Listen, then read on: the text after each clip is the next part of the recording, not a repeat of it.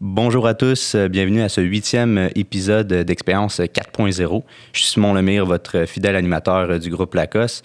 Aujourd'hui, on parle d'un sujet, encore une fois, on est dans la continuité, on parle de la vente. En 2020, en cette ère numérique-là, il y a des choses qu'on peut adopter, des choses qu'on peut changer. Donc, on reçoit Vincent Baberger, un expert en vente qui est également propriétaire d'une franchise Sandler Training à Montréal. Vous écoutez Expérience 4.0, propulsé par Groupe Lacoste, le podcast sur la transformation numérique pour améliorer votre expérience client.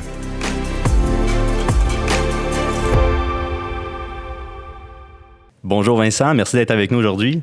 Bonjour Simon. Très content d'être ici parmi vous. Bonjour à tous ceux qui nous écoutent aujourd'hui.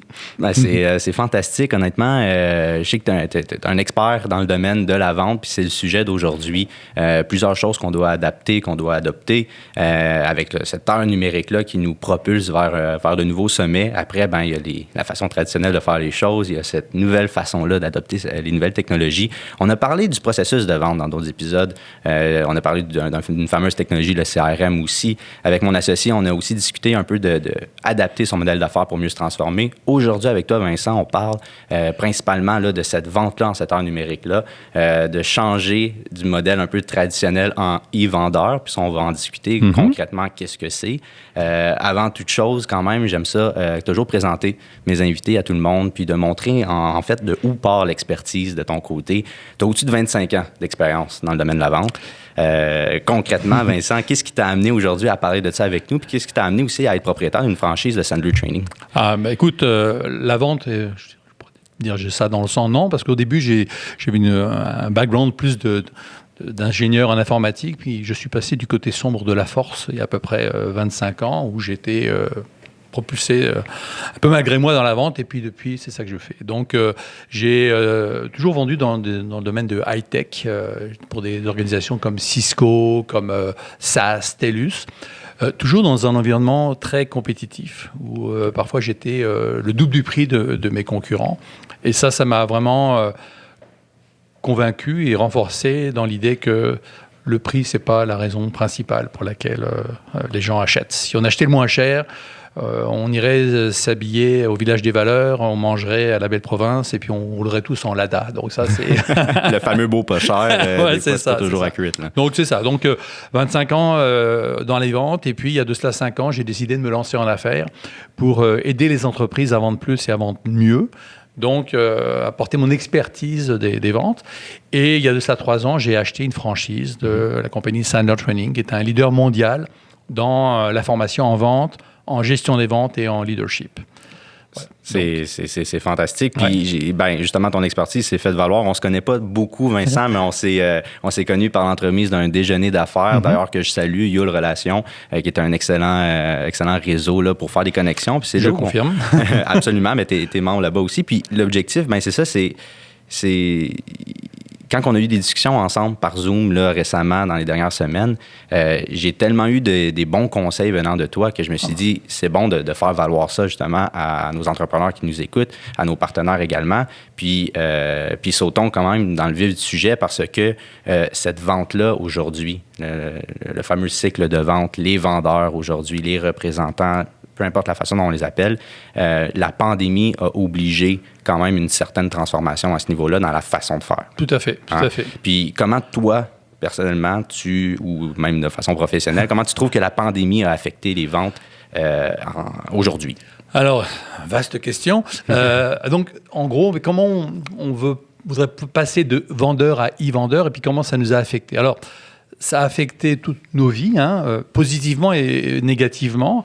On ne vend plus de la même manière. Alors, on est obligé, maintenant, il y a des choses qu'on avait l'habitude de faire avant en personne, comme avoir des lunchs d'affaires, rencontrer des clients lors d'événements de réseautage, des chambres de commerce, rencontrer le client chez lui, c'est pas toujours possible. Donc ça a amené des changements quand même assez brutaux.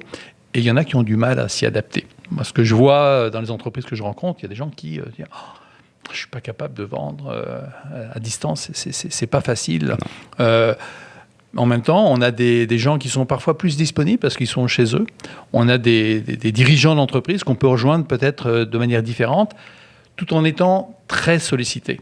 Les gens reçoivent 76% de plus de courriels, mais il y a une baisse de 26% de l'engagement des gens. Alors, comment avoir la pertinence et comment naviguer dans cet environnement qui est là pour, on espère que ça va finir un jour, mais McKinsey a fait une étude intéressante au mois de juin dernier.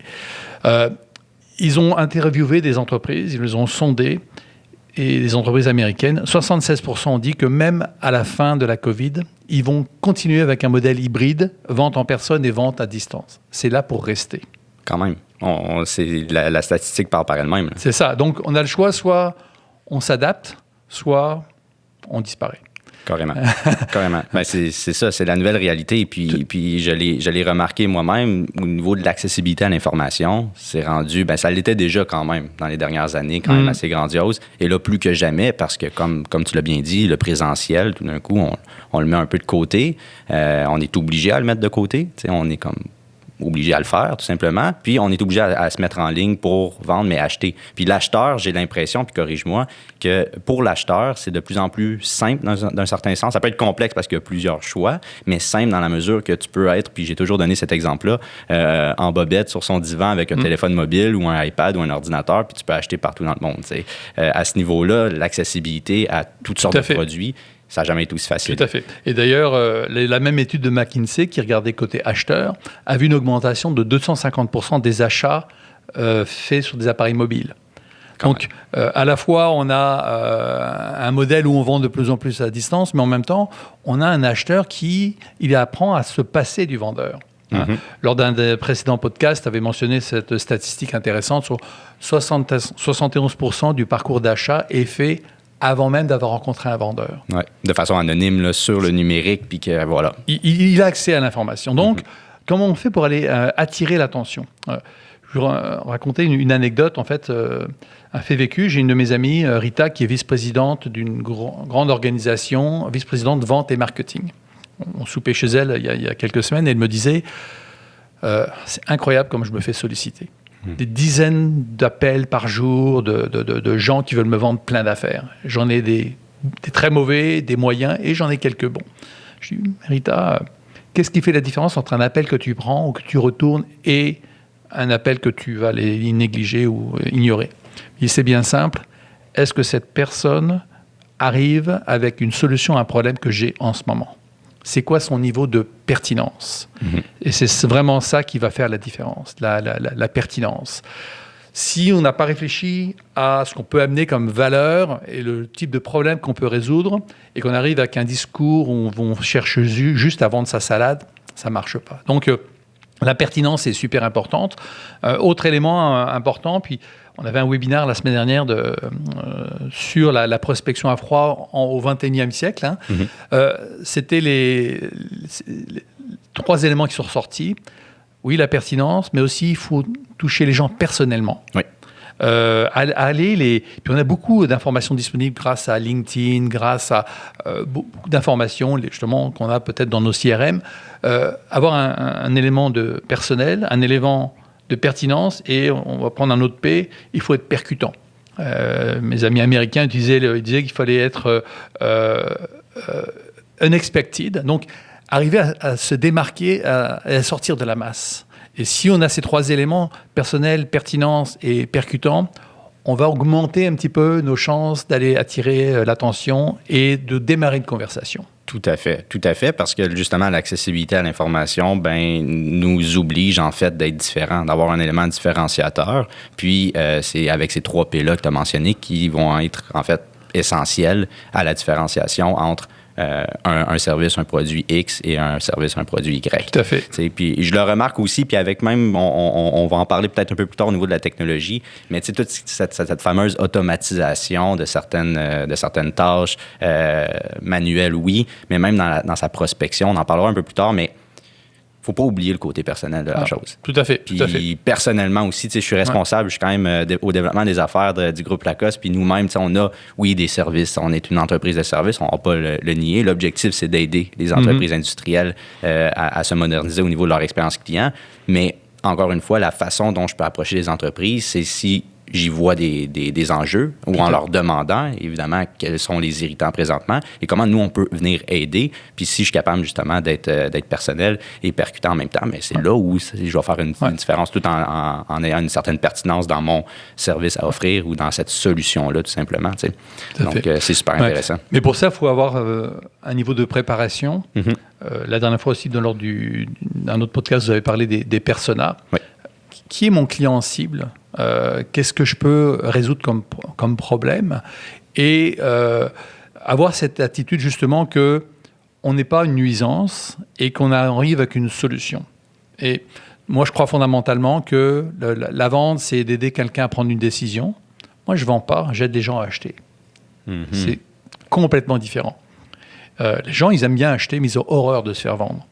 Mais dès que tu arrives avec un discours préparé à essayer de vendre ta salade, c'est là, ça sent le vendeur. Puis tout d'un coup, là, c'est une barrière. Hein? Alors, ayons une attitude pour d'être comme d'égal à égal.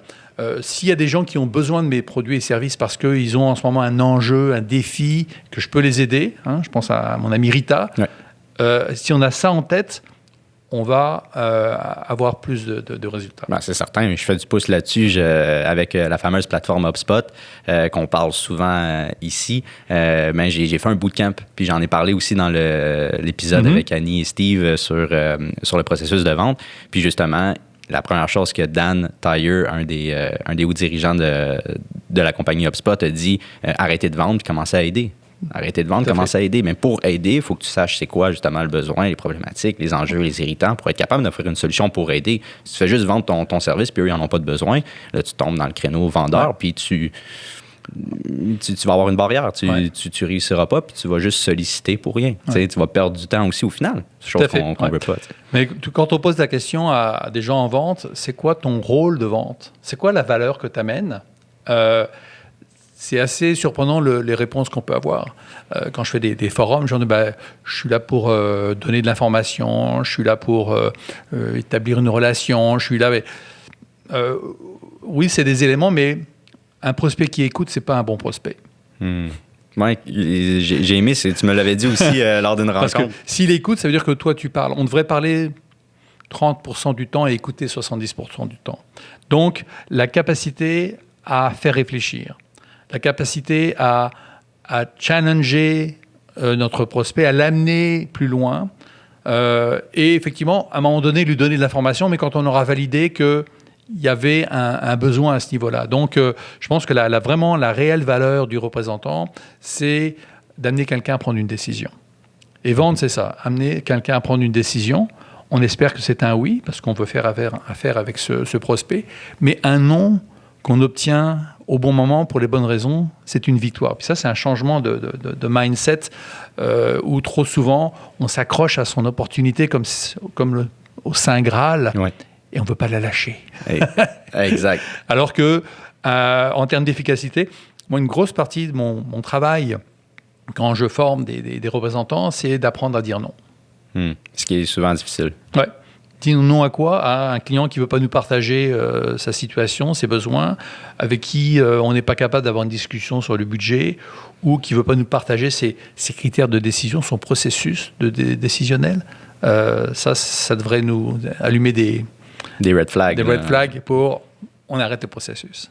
C'est un bon point. C'est un bon point, Vincent, parce que c'est une des choses qui est le plus difficile. Moi-même, le premier, dire non, ça a souvent été quand même assez difficile parce que je veux toujours être là pour aider ou s'adapter toujours. Mais à un certain moment donné, la relation d'affaires, du moins la collaboration, n'aura pas nécessairement des bons résultats si les éléments pour collaborer ne sont pas nécessairement bien faits dans le premier temps. Là. Tout à fait. Alors maintenant, quand on réfléchit à qu'est-ce que le fait d'être à distance, un e-vendeur, qu'est-ce que ça change fondamentalement? Le rôle est toujours le même. On va amener quelqu'un à prendre une décision, mais on a à la fois certaines contraintes. On n'a plus la vue sur le contexte du client. On ne peut pas lui serrer la main. On n'a pas ces éléments-là. Le client ou le prospect, il peut faire face à plus de distractions. Parfois, il est chez lui, il y a les enfants, il peut être saturé, ça fait 15 zooms qu'il a fait dans la journée, il n'est plus capable. Donc, ça, c'est des éléments. Alors, on va regarder peut-être qu'est-ce qu'on peut faire au niveau de la prospection. Hein, et je pense que le e-vendeur idéal, ça doit devenir une bête de prospection sociale. Ça doit être quelqu'un qui doit être capable de faire de la prospection digitale, qui doit maîtriser des outils comme LinkedIn, qui doit avoir des outils aussi pour mieux cibler sa clientèle, pour engager des conversations, qu'elles soient par téléphone, par courriel, par email dans LinkedIn. Donc là, il faut maîtriser l'art d'être plus court, d'être plus concis, structuré, pertinent. On conseille d'avoir des messages qui ne dépassent pas les 100 mots. 3 phrases. Une première phrase qui va aller chercher le côté personnel. Une deuxième phrase qui va amener un côté de la valeur ajoutée qu'on peut amener. Et une troisième phrase avec un call to action qui se finit par un point d'interrogation. Ça, c'est un petit truc pour être plus efficace dans nos messages. On a beaucoup d'outils aussi qui nous permettent de mieux nous préparer.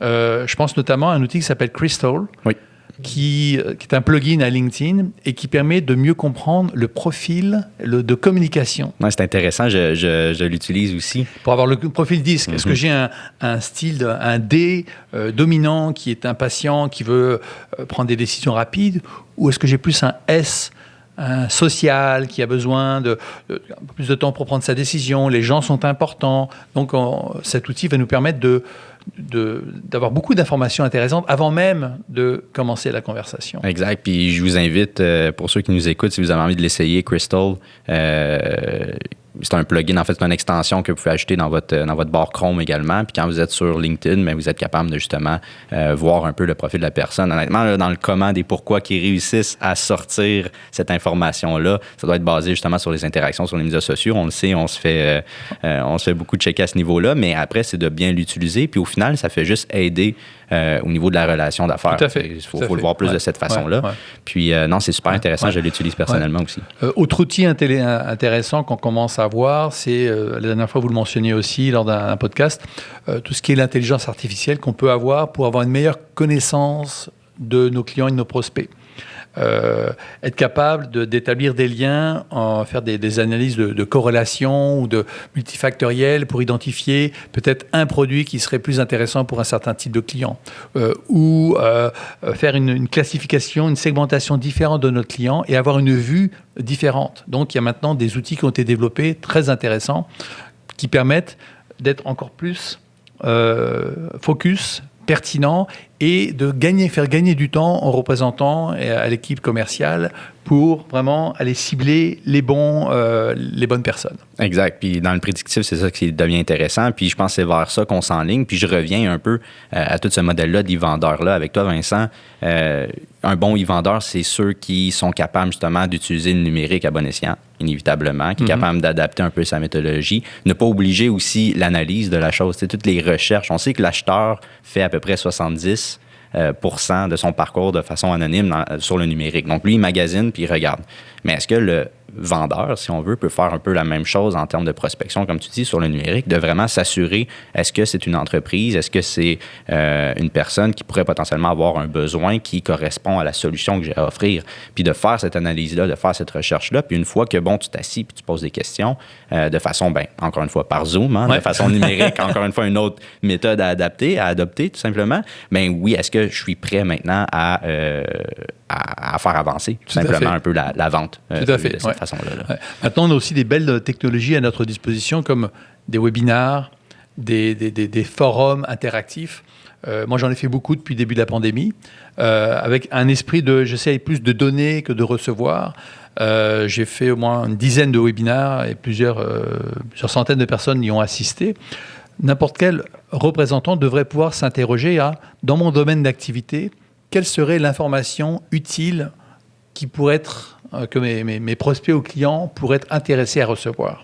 Donc là, on parle de développer un peu son brand, sa marque, autour de son organisation et de réfléchir à des moyens de rejoindre notre clientèle. Donc, au lieu d'avoir un moyen individuel qui peut être long, trouver des moyens de rejoindre plus de monde et de démontrer la valeur de notre marque. Exact. Puis souvent, bien, ça, je fais référence beaucoup à cette expérience client-là qui est inévitablement obligatoire aujourd'hui. Puis elle passe une grande partie par le numérique. Donc, on a le marketing, on a les ventes, puis on a le service client, on a cette fidélisation à la fin, cette fameuse boucle-là. Puis on le répète à chaque épisode. Pourquoi? Ben, c'est pas pour rien que le podcast, du moins le nom du podcast s'appelle Expérience, puis 4.0, ben, c'est un peu cette interconnectivité-là des différents départements-là.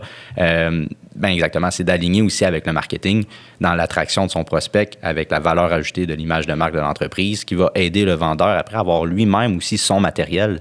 Son matériel, c'est pas juste des documents de vente, mais c'est son contenu qui le voit comme un expert dans le domaine, qui le voit que, bon, on est capable de mettre de l'avant la solution, les problèmes. Puis après, oui, les documents de vente vont venir se joindre, mais c'est de bien joindre un peu ce fameux, tu l'as bien dit tout à l'heure, d'être des vendeurs un peu sociaux sur les plateformes sociales qui m'amènent un peu au point social selling, qui se dit en anglais, qui est utiliser les plateformes sociales pour mieux vendre.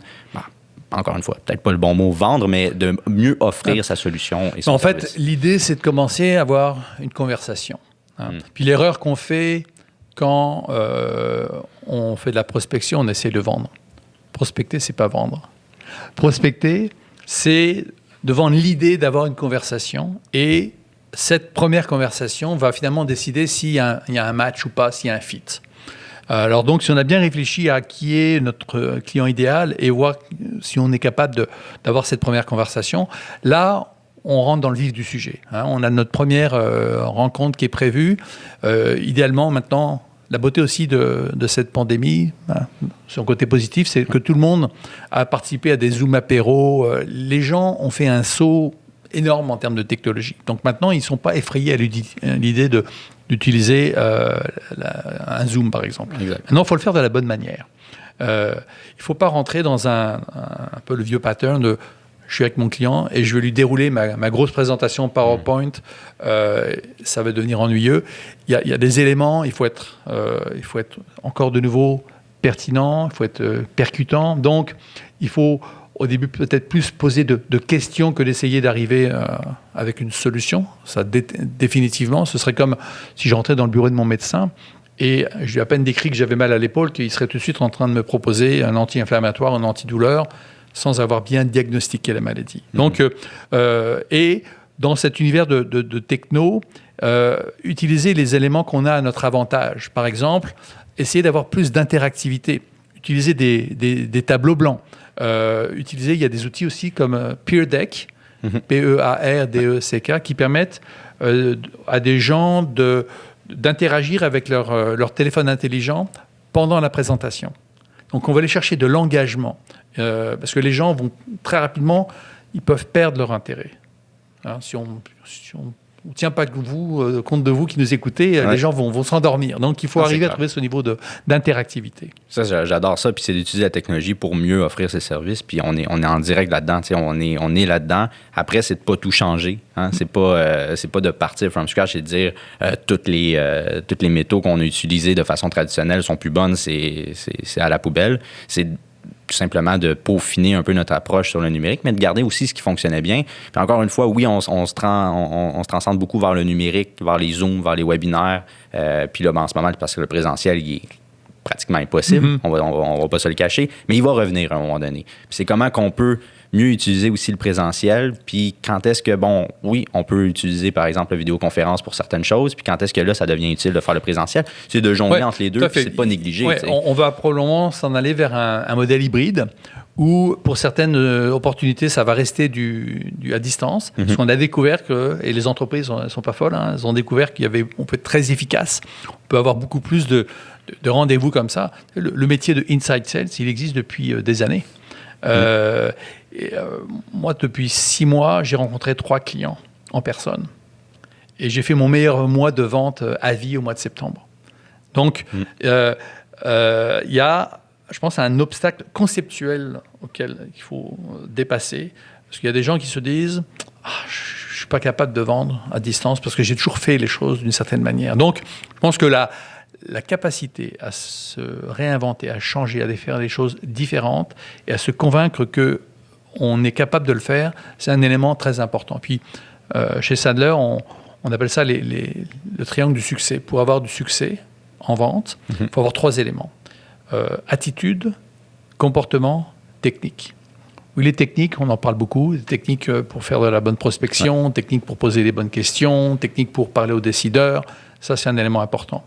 Mais l'attitude est très, très importante. C'est la confiance en soi, l'estime de soi, la capacité à sortir de sa zone de confort, à accepter de faire des nouvelles choses, de parfois se planter. Oui. Et si on ne fait pas d'erreur, on ne grandit pas. En effet. Donc, réfléchir à tous les éléments qu'on a en tête qui souvent nous bloquent parce qu'on recherche la perfection. Donc, là, on est dans un environnement nouveau. Oui, avant, on rencontrait des gens en personne, on faisait... Là, aujourd'hui, on va maîtriser des nouvelles techniques. Puis ça oblige à devenir plus à l'aise avec Zoom, Teams, être capable de faire des présentations à distance, être capable de jouer avec des outils interactifs. Mais quand on réfléchit à quelque chose qui peut ressembler à une de nos faiblesses et qu'on travaille dessus pour l'améliorer, ça devient notre plus grande force. En effet. Non, ça, je suis totalement d'accord. Donc ça, on a dit technique, attitude, et puis le comportement. Le comportement, c'est vraiment les actions qu'on va mener. Et discipline, persévérance, responsabilisation, ça, c'est des qualités qu'on avait avant la Covid, mais dans un contexte de vente à distance, c'est encore plus important d'avoir un plan, d'avoir des activités claires et de s'y tenir. J'adore ça. En fait, moi, ça me parle énormément parce qu'on dirait que ça me replonge aussi dans certains comportements, puis un triangle que je connais bien du milieu sportif aussi. Hein. Je pense que ça s'attribue un peu à ça aussi. Très bon exemple, effectivement. Les bons sportifs, sportifs de haut niveau, ils doivent maîtriser les techniques. Il faut qu'ils aient une attitude mentale irréprochable avec des gens qui doivent être positifs, qui ont de la résilience. Hein.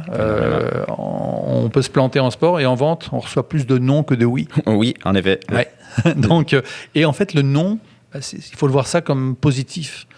Parce que chaque non que je reçois me rapproche du moment où je vais avoir un oui. On apprend de ça, c'est de sortir de sa zone de confort, de faire des erreurs, puis c'est comme ça qu'on progresse tout simplement. Puis c'est ce que j'aime aussi. Puis le fameux numérique, les fameuses technologies nous poussent à sortir de cette zone de confort-là pour la plupart, parce que, bon, on accompagne beaucoup les entreprises du milieu industriel, les manufacturiers, puis souvent ces entreprises-là ont une façon traditionnelle de le faire. Anthony l'a dit au dernier épisode, on a l'habitude d'aller prendre une bière dans le parc industriel juste à côté, dans le bord du coin. Puis là, maintenant...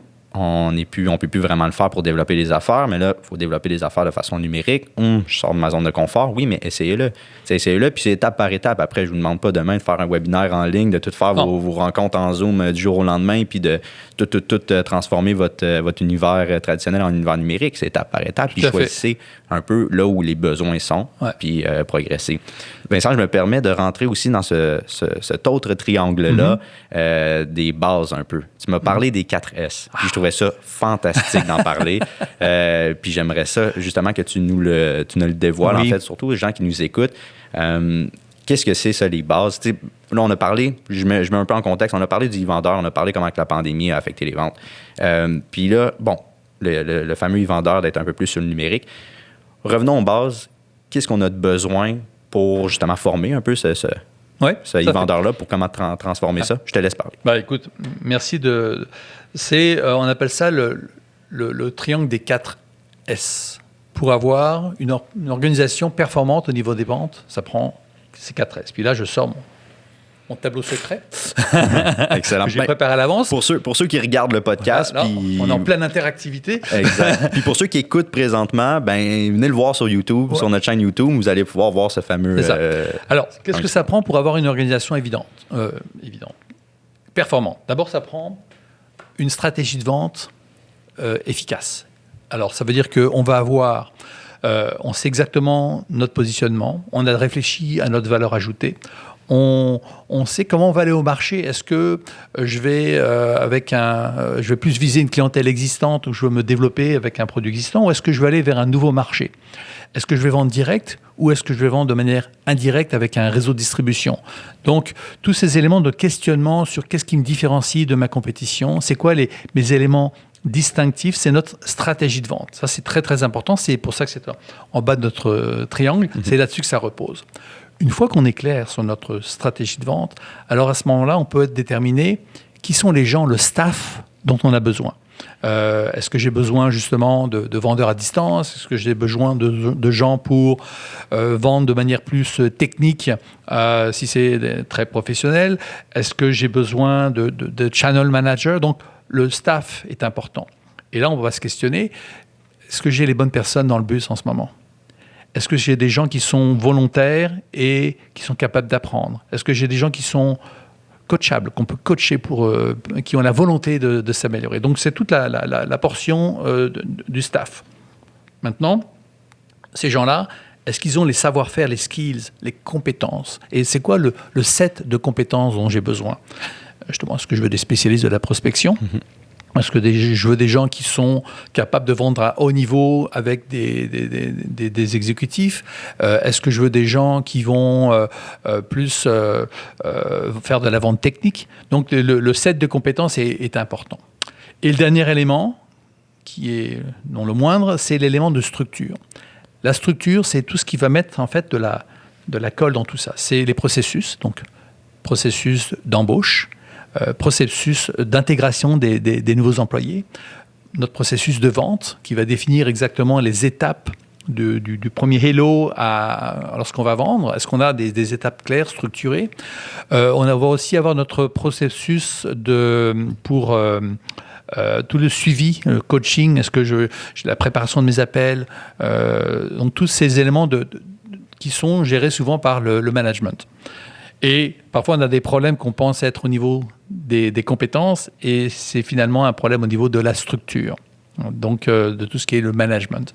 Alors, quand on regarde l'ensemble de ces éléments, une stratégie claire, des gens à la bonne place pour exécuter la stratégie avec les compétences bien définies et des processus en place pour que tout fonctionne, on a une organisation qui est optimale. Maintenant, on ne peut pas être bon partout. Donc, l'idée, c'est de faire comme un diagnostic, et c'est souvent comme ça que je vais commencer à fonctionner pour voir avec les dirigeants d'entreprise qu'est-ce qu'ils veulent atteindre comme objectif et où on devrait travailler en premier s'il y a des lacunes ou des gaps, des écarts. J'adore, mais en fait, c'est de partir un peu justement des bases avant même de commencer à transformer un individu ou à aider un besoin très concret, très précis. Puis ça part de ce fameux diagnostic-là que, en fait, on prône énormément. Puis c'est de mobiliser aussi, en fait, l'équipe au interne pour justement adhérer à cette transformation numérique-là au niveau des ventes. Tout à fait. Parce que c'est bon d'être un e-vendeur dès demain, mais est-ce qu'on a une belle structure en place? Est-ce qu'on a l'équipe qui suit? Est-ce qu'on a justement les skill sets pour faire les compétences nécessaires pour adhérer à cette transformation-là? Donc, au final, ce triangle-là, je pense qu'il résume super bien un peu cette méthode qui doit être faite en amont. Tout à fait. Puis si on fait le lien avec le podcast sur la transformation du modèle d'affaires et transformation numérique, quand on a bien réfléchi à comment je dois me transformer, est-ce que je dois viser un nouveau marché, est-ce que je dois offrir des nouveaux produits? On a vu des transformations extraordinaires là, pendant cette pandémie, des gens qui se sont virés quasiment sur un 30 sous pour changer leur modèle d'affaires. Donc, ça vient impacter ta stratégie de vente. Et à partir de ce moment-là, quand tu es bien clair sur ta stratégie de vente, tu peux réfléchir à l'impact que ça va avoir sur justement ton personnel, sur leurs compétences et justement ce changement de vendeur à e-vendeur. On voit que ça a des impacts à tous les niveaux, que ce soit le type de personne. Est-ce qu'il y a des gens qu'il faut comme redéployer? Est-ce qu'il faut définitivement leur donner de la formation au niveau de leurs compétences? Est-ce qu'on doit avoir des nouvelles activités au niveau de nos processus? Donc, ça amène des questions intéressantes et en fait nécessaires si on veut être capable de s'adapter. C'est certain. Puis, pour faire du pouce aussi là-dessus, Anthony l'avait mentionné, ce fameux business model Canva-là pour adapter son modèle d'affaires, c'est une bonne chose. Puis même en faisant ça aussi en amont, on va s'apercevoir qu'au niveau des ventes, ou même au niveau des canaux qu'on veut publiciser un peu notre message, qu'on veut utiliser pour mieux vendre sur le numérique, bien là, après, c'est là où ce triangle-là devient super intéressant pour voir, où sont les gaps. Puis là, après, rentrer dans le micro. Fait que toujours rentrer un peu dans la façon un peu générale de voir les choses, de voir où est-ce qu'on peut changer un peu notre méthode de fonctionnement. Puis tu l'as bien dit, pendant la pandémie, on a vu des très belles entreprises qui se sont vraiment revirées, qui ont fait quelque chose qui est aucunement limite dans leur champ d'expertise, mais qui ont utilisé des choses qu'eux, ils étaient à l'aise de faire, puis que là, ils offrent un service ou un produit, tout simplement, qui est valide à ce moment-là. Tout à fait. Maintenant, il y a un élément, je voudrais mentionner, qui est un peu la recette du succès. C'est comment on se met en action. Hein. Et on ne peut pas gérer des résultats, on peut seulement gérer des activités. Et gérer les activités, il faut avoir des bons indicateurs de performance. Et nous, on distingue des indicateurs de queue et des indicateurs de tête. Ce qu'on entend par là, c'est, je vais prendre l'image, on est dans un bateau et il y a une fuite d'eau dans mon bateau. Et j'ai de l'eau qui s'accumule au fond de ma cale. Mais la quantité d'eau qui s'accumule, c'est un indicateur de queue. En anglais, ils disent les lagging indicators. L'indicateur de tête, c'est le débit d'eau qui rentre. Et c'est sur cet indicateur qu'on va agir parce que c'est trop tard, l'indicateur d'eau qui s'est accumulé. Donc, quels sont nos indicateurs clés qu'on veut regarder d'activité dans nos activités de vente qui vont avoir un impact? Et chez Sandler, on appelle ça le cookbook, notre livre de recettes. Des choses qu'on doit faire avec persévérance, avec discipline, pour finalement obtenir les résultats qu'on veut obtenir. Donc, s'interroger dans notre cycle de vente, dans notre processus. Et nous, un exercice que je fais, c'est un exercice de rétro-ingénierie où on part, en fait, du résultat qu'on veut obtenir, un contrat. Avant, on doit faire une proposition, un pitch. Ensuite, avant ça, on va avoir rencontré notre client. Et puis, ça varie d'une industrie ou d'un marché à l'autre. Parfois, c'est une rencontre, parfois, c'est 10 rencontres sur 2 ans. On doit avoir un certain nombre de rencontres. Et en amont, on doit avoir des contacts avec des nouveaux clients. Et quand on regarde l'ensemble des activités qu'on doit mener, quand on dit la vente, c'est une affaire de chiffres, eh bien, c'est ça. On sait que si on fait les bonnes affaires de la bonne manière, on va obtenir les résultats. Et c'est ça, c'est un peu le secret de la réussite. J'adore ça, Vincent. Non, mais c'est vrai, c'est tout ce tracking-là, désolé de l'anglicisme, là, mais c'est tout ce suivi, en fait, des indicateurs de performance vont être extrêmement importants pour optimiser nos ressources à l'interne, optimiser nos méthodes de fonctionnement aussi sur le numérique. On le sait, les médias sociaux, l'accessibilité à l'information, je répète, mais on a tellement d'indicateurs, mais après, c'est de choisir les bons aussi. Tout à fait. Exactement. Puis après, qu'est-ce qu'on va prendre comme décision? Puis je sais que le CRM, c'est un sujet vaste, je dirais parfois tabou, parce que les gens font des choix de CRM avant même d'avoir réfléchi à ce qu'ils voulaient optimiser. Je pose toujours la question, qu'est-ce que vous voulez prendre comme décision avec l'information que vous avez? Donc, de quoi vous avez besoin comme information? Accumuler de l'information qu'on va pas utiliser, c'est du gâchis. Donc, réfléchir en termes d'informations de décisions qu'on va prendre, soit de décisions par rapport aux clients, soit de décisions par rapport aux représentants. Donc, là, je m'adresse aux managers. Mais on a beaucoup d'informations. Puis, quand on parle d'activité, maintenant, les CRM nous permettent vraiment de faire un tracking d'activité pour s'assurer qu'on a à la fois un guide et qu'on a, parfois c'est un aide-mémoire, un bon processus de vente, c'est comme un GPS sur la route. Ça nous dit où est-ce qu'on est et ça nous dit aussi quel est le parcours, qu'est-ce qui reste à faire pour arriver à la ligne d'arrivée. Donc arriver à bien se positionner pour savoir qu'est-ce qu'on a parcouru et qu'est-ce qu'il nous reste à parcourir. Et en même temps, se questionner sur est-ce que je suis sur le bon chemin? Est-ce que j'ai fait les bonnes affaires? Est-ce que j'ai bien compris les besoins de mon client? Est-ce que j'ai validé ses points de douleur? Est-ce que je connais son budget? Est-ce que je connais son processus décisionnel? Et ça, il y a tout à fait moyen de le cartographier et ça devient des étapes dans notre CRM. Exact. Et un peu cette nouvelle réalité-là, la fameuse technologie, le fameux CRM, qui est en soi une base de données. Puis après, c'est comment qu'on l'utilise. Puis ça sert à rien, en fait, de commencer à tout se transformer du jour au lendemain quand qu'est-ce qu'on veut optimiser? Sont où les irritants? Sont où les problématiques? Sont où les besoins au sein de l'entreprise? Puis où est-ce qu'on veut aller? Donc, cartographier justement ce fameux processus de vente-là, de reconnaître cette fameuse stratégie-là sur le triangle un peu des 4S au niveau des ventes, stratégie, structure, le personnel, la mobilisation des personnels à l'interne et même au niveau des compétences. Qu'est-ce qu'on veut faire? Qu'est-ce qu'on veut utiliser? Puis ensuite, OK, comment le CRM peut venir nous aider avec ça. Quels outils de vente avancés, on le sait, cette fameuse plateforme-là, HubSpot, qu'on n'arrête pas de parler, ben la plus-value, puis que ce soit elle ou un autre, les Salesforce, on connaît bien, que ce soit elle ou un autre, les outils avancés qu'on peut ajouter sur le CRM et optimiser nos mesures. Tout à fait, c'est intéressant ce que tu dis parce que de plus en plus, il y a des plugins qui se sont développés. J'ai vu une entreprise là où j'étais chez WeWork qui s'appelle Maxa, qui fait de l'intelligence artificielle, qui fait comme des analyses factorielles. Aussi une autre compagnie qui s'appelle Grab, qui permet en fait de prendre les données de votre CRM, mais aussi vos données comptables, les données de vente, et d'identifier peut-être la catégorie de produits que vous pourriez proposer à tel client, pour qui il pourrait être plus sensible, ou est-ce qu'il y a des ventes que vous laissez sur la table et que vous pourriez faire. Donc, en fait, ça permet d'avoir une vue nouvelle, de prendre des meilleures décisions, mais en fait, une vue nouvelle d'une information que l'esprit humain ne pourrait pas voir. Exact. Donc ça, c'est assez extraordinaire. On en est juste à l'aube. C'est pas tout le monde qui... Non.